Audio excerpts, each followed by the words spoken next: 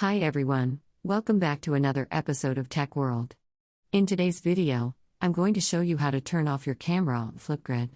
Keep watching the video till the end and don't forget to subscribe to our channel by hitting the subscribe button, press the notification bell liking so that you'll never miss another update from us.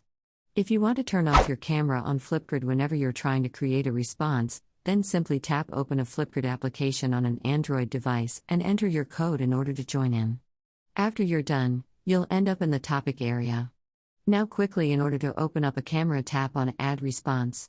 Now tap on the Options button at the bottom and tap on Mic Only. Once you do that, you'll be able to turn off your camera and only record the audio part of the grid. Press the circle at the bottom of the screen in order to start. If you want to turn off the camera on FlipGrid, then there is another way as well. On your Android device, go and tap on the Settings box, and from the Settings menu, scroll all the way down until we find the apps and click it on. Now search for FlipGrid from the list of the applications displayed on the screen and tap it on. Go to Permissions section and simply tap on the camera button and deny the access for camera for the app. After you tap enter, now go back and you have successfully turned off the camera for your FlipGrid application.